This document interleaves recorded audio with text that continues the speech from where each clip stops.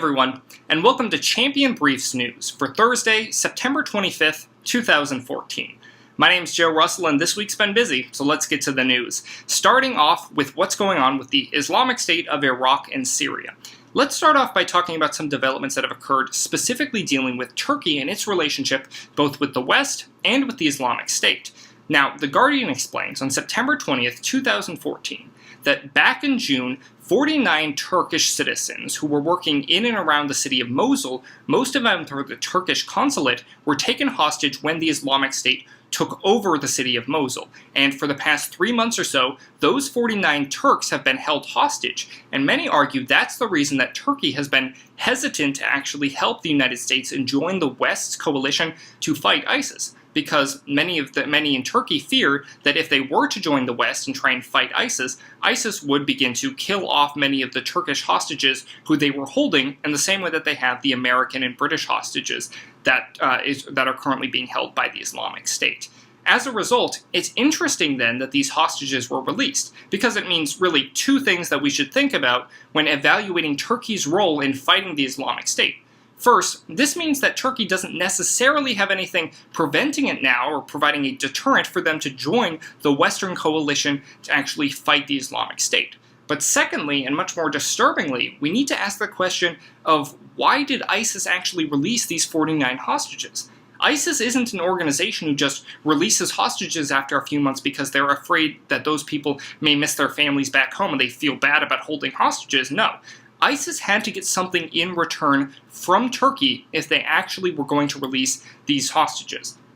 That could go as far as to say something like Turkey promised ISIS or made some form of agreement with members of ISIS that they weren't going to get incredibly involved in trying to fight the Islamic State alongside the West. This, or some form of an enormous sum of ransom, may have ultimately allowed the Turks to return home, but that could be problematic if it means that Turkey made some promise or gave an enormous enormous amount of money to ISIS, because both of these are very counterproductive to the West's goal of cutting off ISIS funding at the roots and guaranteeing that they have a broad international coalition, which almost has to involve Turkey if they actually want to successfully take out ISIS and the way that ISIS is structured. Specifically, remember what we talked about last week, the black market oil that goes from ISIS through Turkey. If Turkey's promised to turn a blind eye to that black market oil deal because of these hostages being released, that could be incredibly problematic for the United States going forward, because it means it's much harder to actually truly defeat ISIS. But there's been another development between ISIS and Turkey this past week as well, one which might tip the scales back to the benefit of the West when it comes to forming an alliance with Turkey. That's because of what Reuters explains on September 22nd, 2014. The Islamic State attempted to advance on the Kurdish city of Kobani in Syria this past week, and in doing so, they caused over 130,000 refugees to flee from Syria into Turkey, crossing the Turkish border, and overwhelming the humanitarian resources that currently exist on the border, providing an enormous humanitarian crisis that Turkey now had to deal with as a result of the Islamic State. Now, fortunately, the city of Kobani in Syria was managed to be held onto by the Syrian Kurd forces who were fighting to defend the city.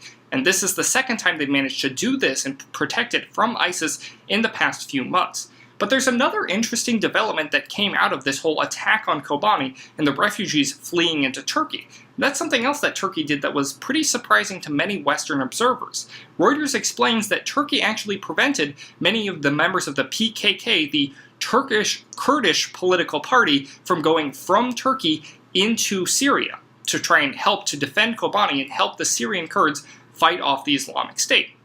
Many say that this could mean two things. One, this is just Turkey doing what it always does with the PKK and preventing them from actually trying to gain any form of autonomy and break away from Turkey, which is something Turkey's been doing for a long period of time. Or some more sinister speculation comes to say that as a result of the 49 hostages being released to Turkey, Turkey prevented Kurdish forces from entering from Turkey into Syria to try and help fight the Islamic State, because part of their deal with the Islamic State when releasing these hostages, if such a deal occurred, was to say that they would make it harder for forces that the West supported, like the Kurdish fighters, to actually get more resources. Now, only time will tell as to whether one of these suspicions might be true, but it certainly is disturbing the fact that Turkey isn't overwhelmingly pledging support and making it easier and easier for Western coalitions to continue to fight ISIS, but that they're throwing up roadblocks at every turn. This should raise some questions about how Turkey hopes to proceed. But let's also remember the refugees. After all, Turkey doesn't have the infrastructure to deal with hundreds of thousands of people moving from Syria into its borderlands. As a result, Turkey has a very real and very compelling interest to work with the West to try and prevent more of these